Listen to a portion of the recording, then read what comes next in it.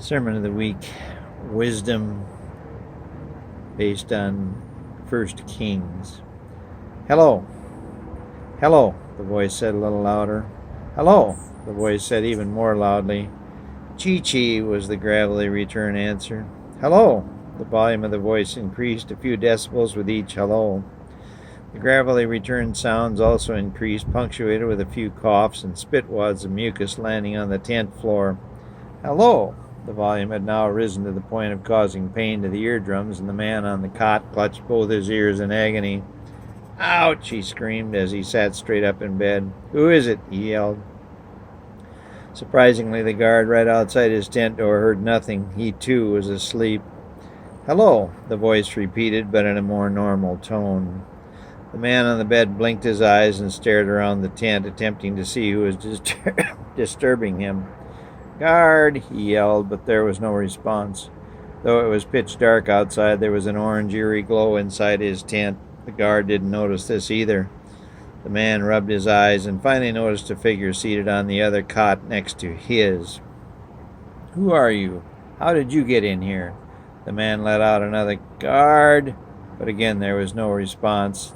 The figure of the man seemed to somehow silhouette in the dim light. Hello, the figure said. The man couldn't make out the features of his visitor, but as his conscious level increased, he realized this was no ordinary visitor. He had heard his father talk about seeing ghosts and angels. He himself, now 21 years old and recently married, had seen no such thing. The most famous tale he could remember was that of his grandfather visiting a ghost or a witch or something. Hello, the sleepy man finally said. There, that's better, the figure said. Sorry to wake you at this late, early hour, but I wanted to speak to you in private. So speak. Do you know who I am? The man said, staring intently at the figure. As a matter of fact, I do, the figure said. Who am I? The now fully awake man said. Why, you're King Solomon, king of Israel, isn't that right? Yes, I am King Solomon. What gives you the right to invade the privacy of the king's tent at this ungodly hour? As soon as he said it, he thought maybe he had used the wrong choice of words, and just as suddenly he rolled back on his cot in agony with a headache unlike any he had ever experienced. He screamed in pain, but the tent door remained closed. The guard again heard nothing. Despite his pain, he now realized this visitor was a grade or two above his own position in life, maybe a demon or an angel. He decided to try something. Gabriel, he said, is that you? There was a brief silence, then the visitor spoke again. I am your king, Solomon. Solomon's skin began to crawl as the headache escalated and he fell to the floor. Forgive me, my lord, I had no idea. But his words trailed off. He didn't know what to say. So he just lay on the ground. He felt a hand on his shoulder and it helped him back up into a sitting position on the cot facing the silhouetted visitor again. His headache had miraculously disappeared. My dear Solomon, what is that you desire? Solomon thought for a long moment, then proceeded to outline the works of his father David and how he had collaborated with his God. Solomon then said he himself was but an inexperienced child facing the monumental task of guiding Israel through a difficult time. Solomon stared at the floor, then into the silhouetted face of his king and said, Give me wisdom. The silhouetted figure was slightly taken aback, but finally said, You have chosen well. You didn't ask for money or women or fame. Because of your choice, I will give you all these things as well. Solomon did not get the words out. However, there is one condition. I'm afraid to ask, but what is it, Lord? You must be as your father, David. You must worship me and me alone, and you must keep all my commandments. Solomon fell to his knees and said, I will, I promise. I will do all you ask. Just give me the wisdom to do your will. Solomon reached out both hands to thank his Lord, but as he looked up to do so, the figure was gone. Solomon is one of the most fascinating personalities in all history. When I get to the new earth, I really want to talk to him, or maybe he will give lectures. We shall see. Solomon was the second son of David and Bathsheba. He had an older full brother who had died, and he had at least 3 younger full brothers. You will remember King David fell hard for Bathsheba, wife of Uriah the Hittite. Through multiple machinations, David in essence killed Uriah in order to have Bathsheba all to himself. He eventually married her. Solomon had at least 6 older half-brothers, but King David wanted Solomon to succeed him as king of Israel. Due to the deaths of Solomon's older half-brothers Amnon and Absalom, Adonijah was next in line and set about to take the throne. He got the commander of the army, Joab's support, but he ran into trouble as the court prophet, Nathan, supported Solomon. Bathsheba and Nathan realized Adonijah would do anything, translated kill, anybody to gain the throne.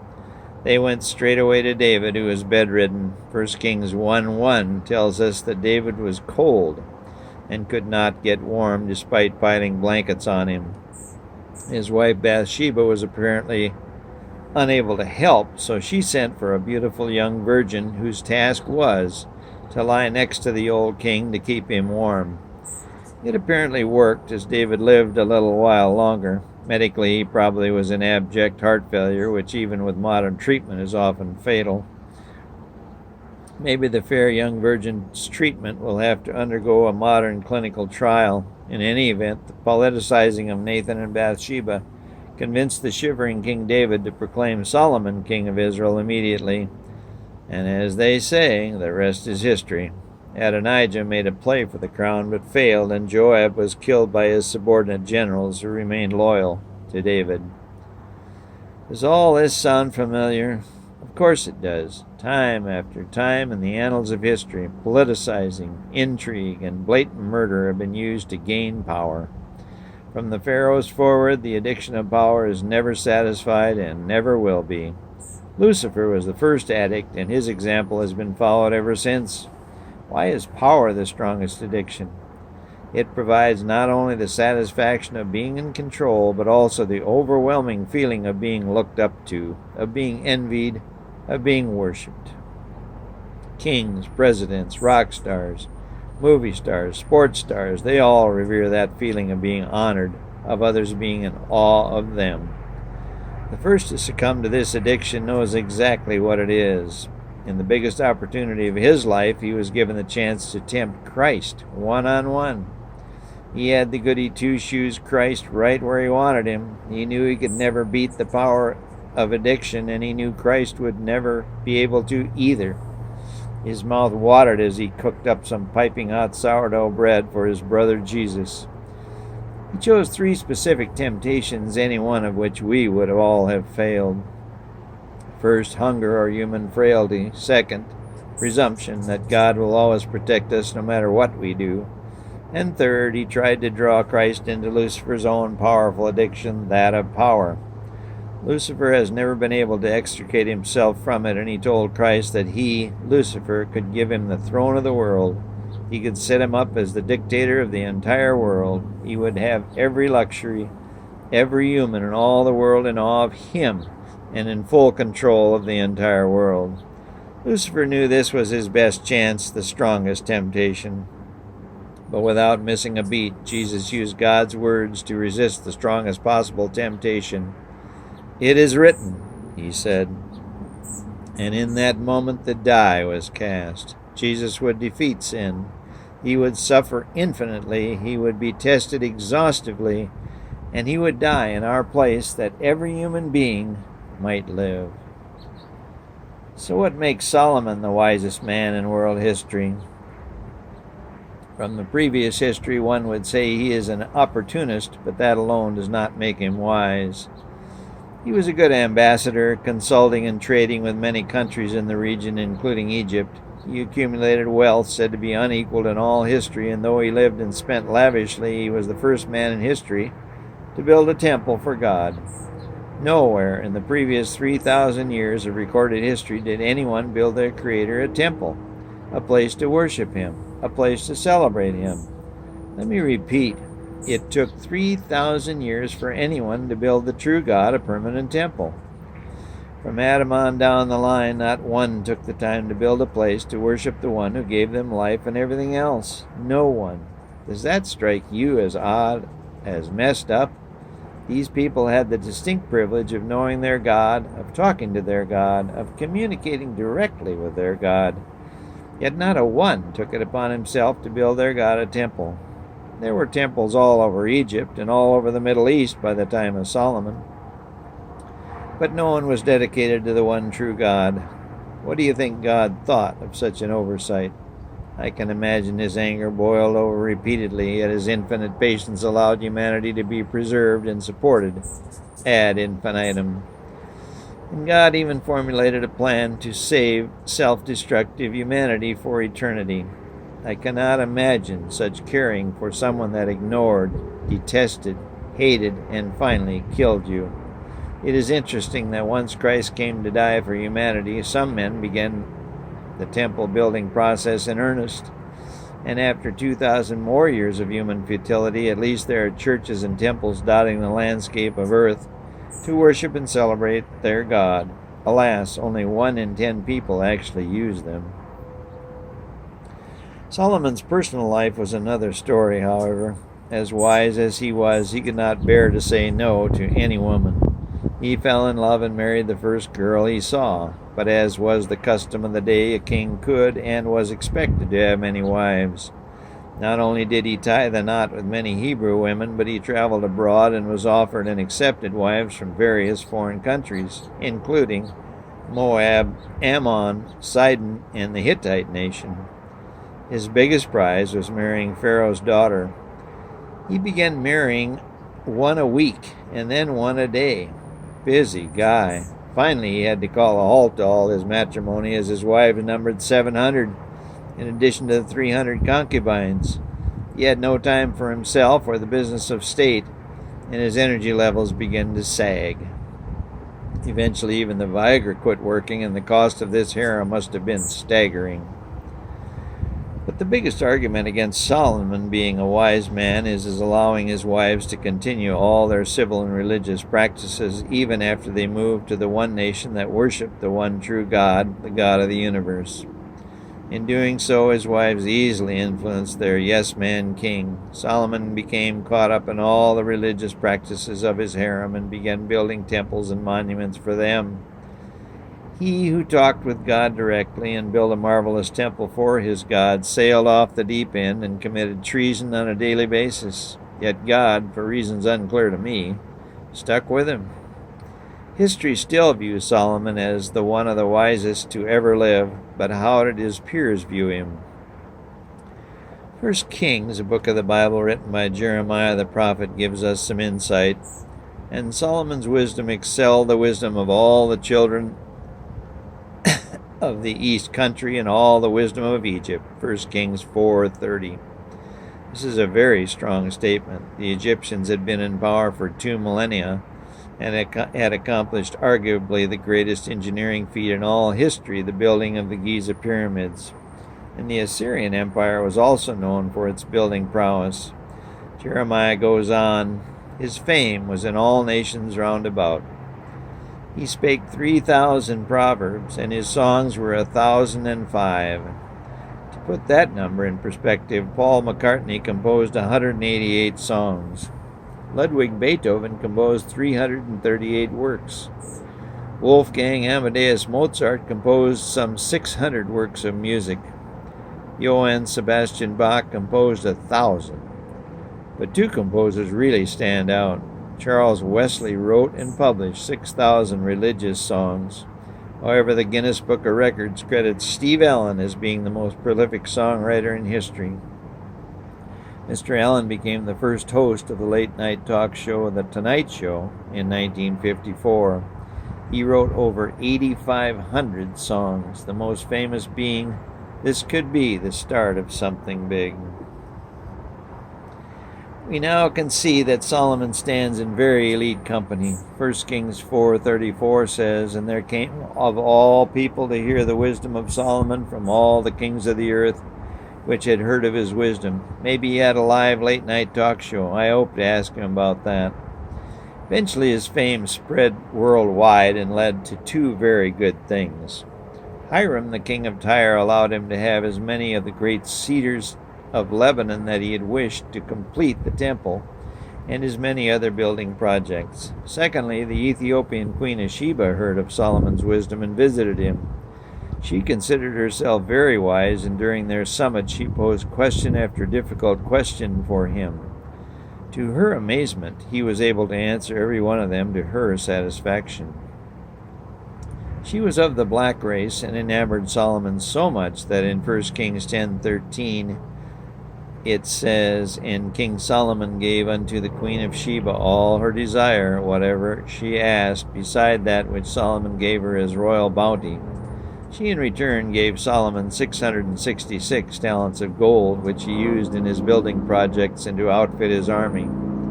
The Ark of the Covenant is today said to reside in Axum, Ethiopia.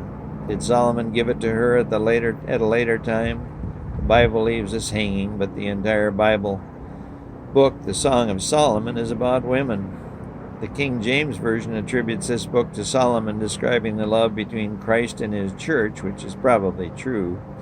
But this book is so descriptive of the feminine that I believe it also speaks to the deep, deep love Solomon and the Queen of Sheba had for one another. I believe she was the love of his life. Once he met her, his 700 wives faded into the background, and his song verifies his love for her and his final realization that true love can only be between one man and one woman as outlined by their Creator.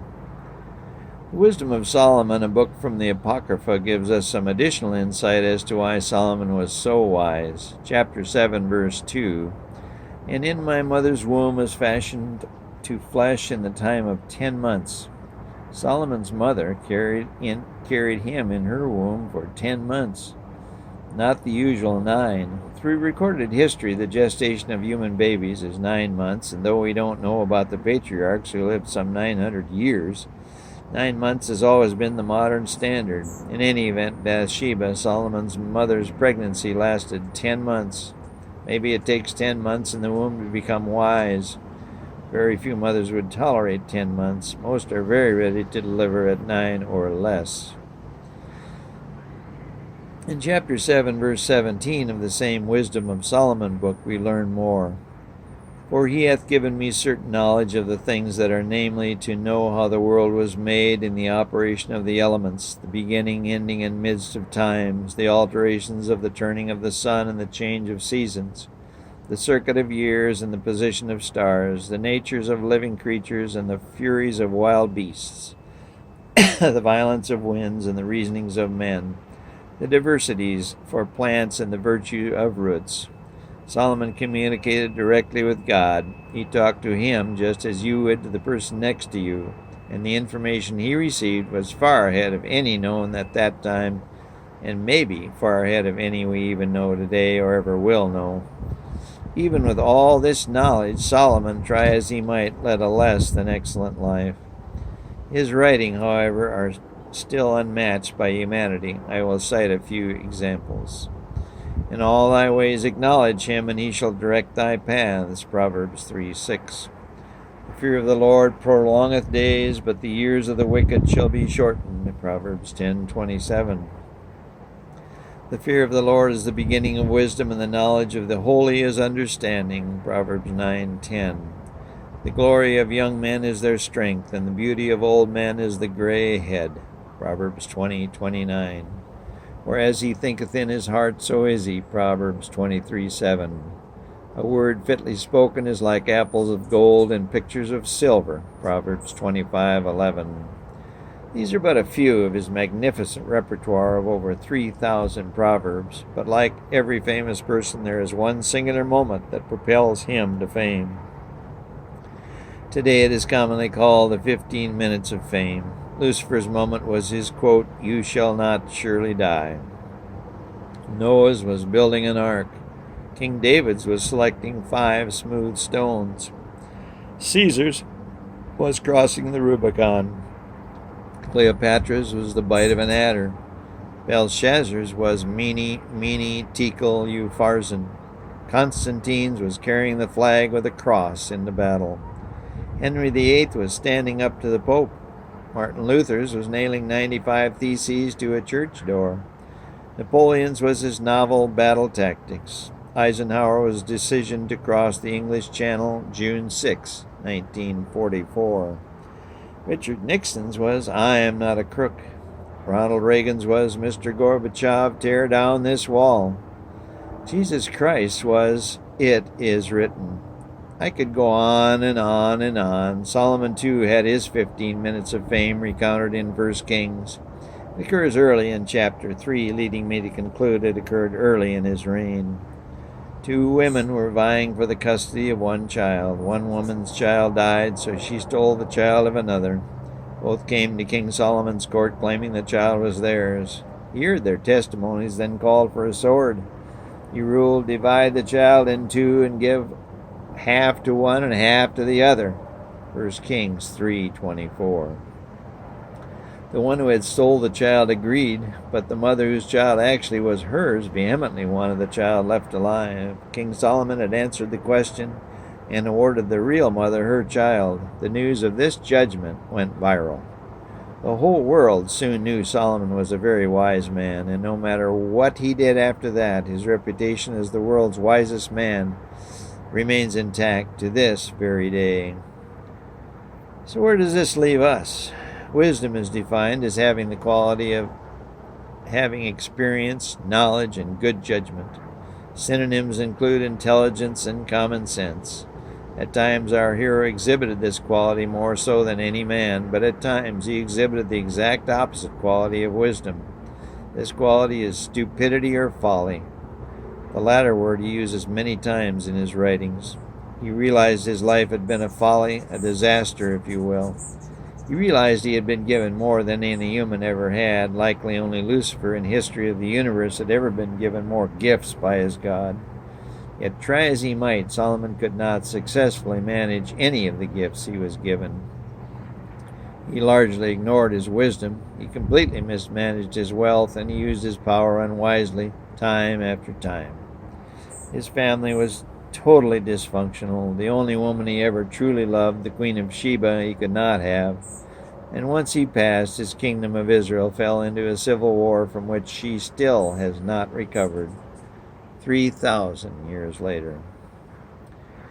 We all are given by God many, many gifts, including various talents. Our God only asks that we use them in a positive way. He provides us full knowledge of how to do so. He gives us parents, siblings, friends, guidebooks, and urges us to communicate directly with Him. He states that if we use our gifts wisely, He will give us more and more. Alas, only a small percentage of us take advantage of our gifts. Why is that? The answer is simple. We think we're smarter than God.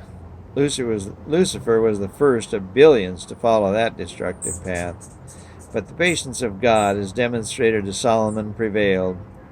He sacrificed his son that we might have that second chance. Take a hard look at the life of Solomon, a man who had everything. Study his life and his writings. Learn from them. Take stock of what your God has given you. Make a determination of what you have done with those gifts and take steps to manage your gifts in a better way. No one's perfect, but God has promised to give you whatever help you require. Take advantage of every bit of information you can get your hands on and every opportunity. Your friends, your enemies, your neighbors, your family, and your God are all depending on you. Solomon had it right, though he didn't get it right. The fear of the Lord is the beginning of wisdom.